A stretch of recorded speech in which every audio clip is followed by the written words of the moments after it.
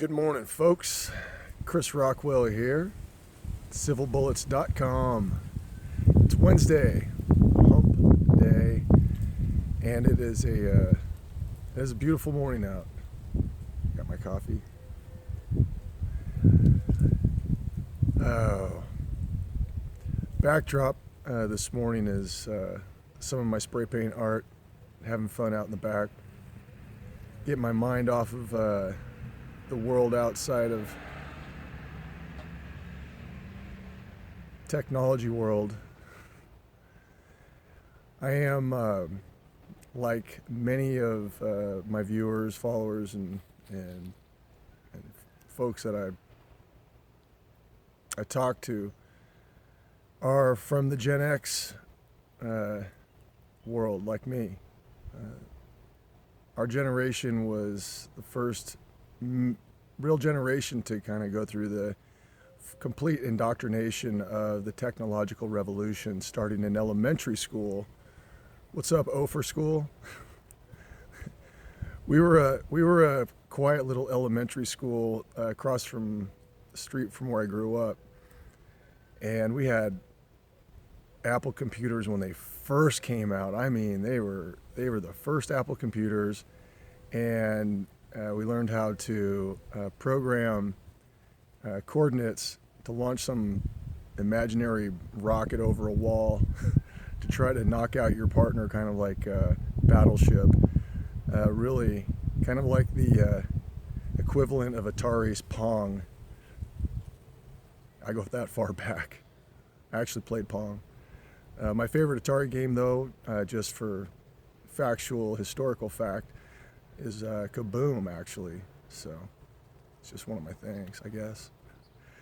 Anyway, you know, I was one of those kids that quietly, very quietly actually, was obsessed with technology, the computer, when it first came out. I think I was also obsessed with technology in music, because I think that was also becoming very prevalent, especially when I was around when I was around 10 years old. I remember, I listened to a lot of 70s rock and a lot of other things, but the synthesizers and the mainstream use of synthesizers and electronic drums and just the overall mixing and engineering of songs, technology really took it from like 4-track to, some insane number of tracks people were using in the 80s. So, there is this strange evolution I have gone through, and I watch, people go through. It's kind of like cycles, and it's a bigger picture about where humanity is going and how I am interacting with technology today, and what I'm going to be sharing in my book, how I live my life. I used, like I always say nowadays, I was used by technology for a very long time. I was caught up in the next, hot gadget, and, whatever came out fast and early in technology, I was usually either reading about it and trying it out. And that's how I got into starting technology businesses right out of college, because it was just something I was super fascinated in. And the internet was just coming online when I was graduating. So, throughout my college years, I was really kind of immersed, even though I was in a town that really was completely disconnected from the technology revolution. Silicon Valley was right over the hill.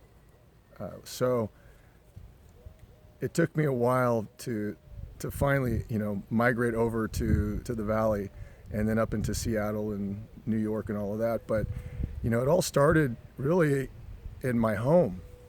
My parents were very open to technology and progress with regard to that, even though they were a lot of times late adopters, as far as consumers, like the microwave and cable TV. And the more the more I am an observer of society, as I kind of step back a little bit, like I have for quite a while, um,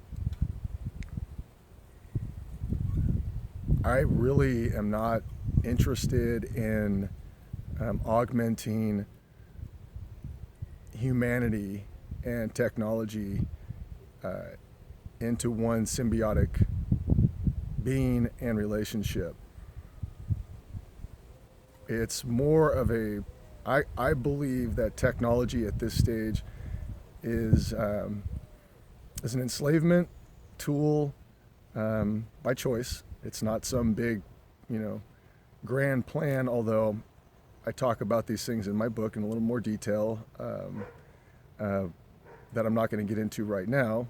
That's why you got to read my book. But in all seriousness, there is this is some serious stuff, and I basically try to tell people at this point that you need to respect technology. It is not this is like it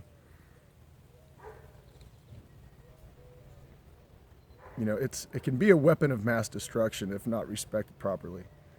And artificial intelligence is now the big new flavor of the day, and it's not going anywhere. It's here to stay, and these things outlearn humans, and then they start learning languages that are secret that humans can't understand. It's already proven. Google had to shut down their programs related to this, and many other companies.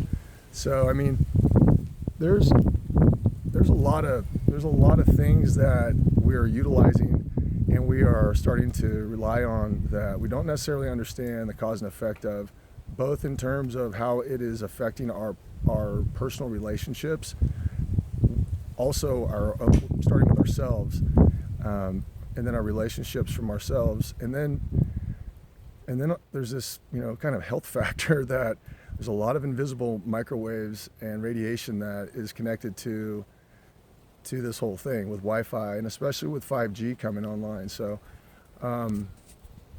sorry for the shaky hand. I had too much coffee. I've been up for a while. But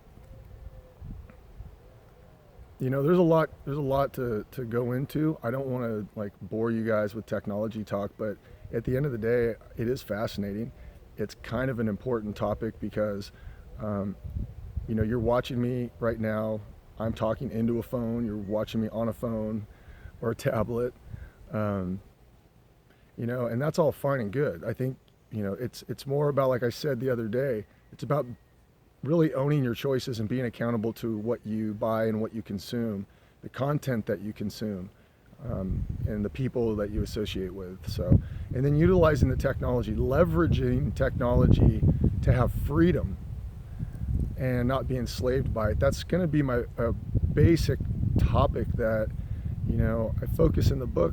And then I'm more importantly, for my own happiness, just pure and simple, simplifying from financial to technology is a huge, and also what you eat.